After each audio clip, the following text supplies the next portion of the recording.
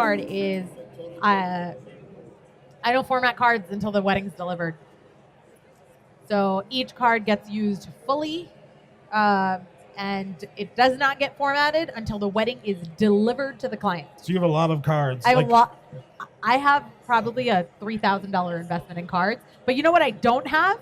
A $2,000 recovery bill, and I don't have that many gray hairs from losing sleep over lost files. And so do you get input from other photographers? Do you talk to them like, how do you do your backups? How do you solve this problem? I totally have gotten input from other photographers over time, but definitely the biggest way that I've learned anything is by screwing up first. Mm-hmm.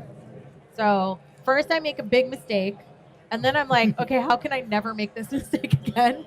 And then I correct for it. Mm-hmm. And so at this point I have 12, 13 years of experience screwing up. And so I've managed to create something that works for me so that I have far fewer screw-ups.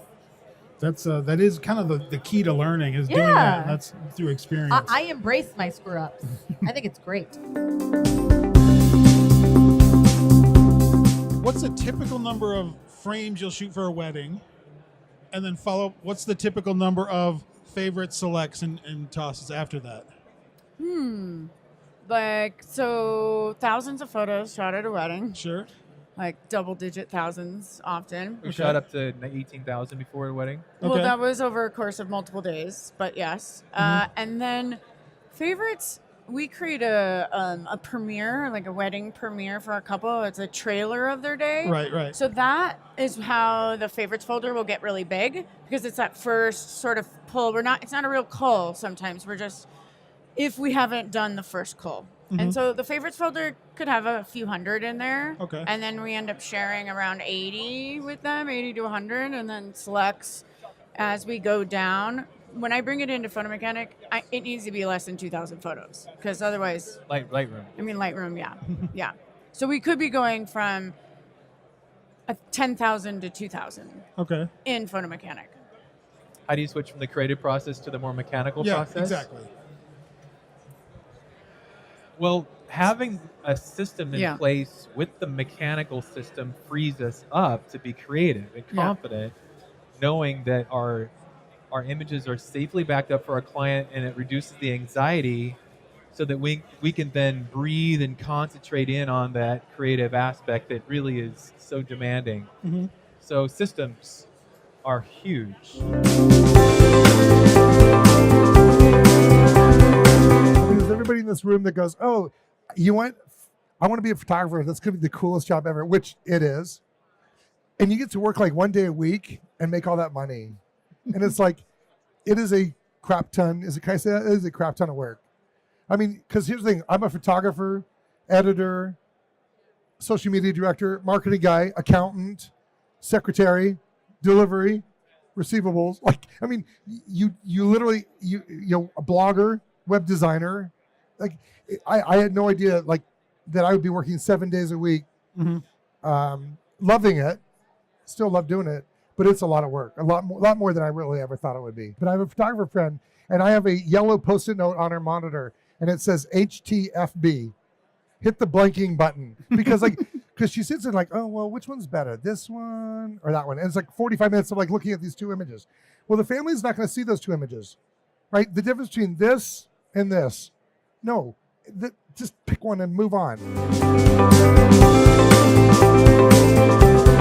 Because Photo Mechanic is brilliant, okay? Not only can you ingest 8 cards at one time, you can set 2 locations to back up to at one time. You got a primary and a secondary.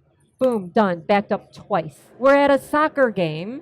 All the parents want my husband's pictures. We need these, you know, they're all over me like flies.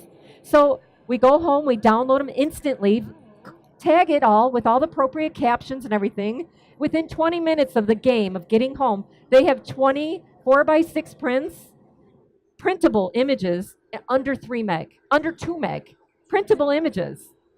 It's incredibly, you have to use Photo Mechanic to save your life time-wise. That's what it is. It's a time saving. So I've been told that it's a good idea to take at least an hour's break before you even start doing the post-processing. And then also during the post-processing, it's good to take a break, say between every 20 or 30 images. Oh, really? Okay. Yeah, because after a while you start becoming really slow and your edits start to look really, really bad. You're just trying to get through it really, really quickly.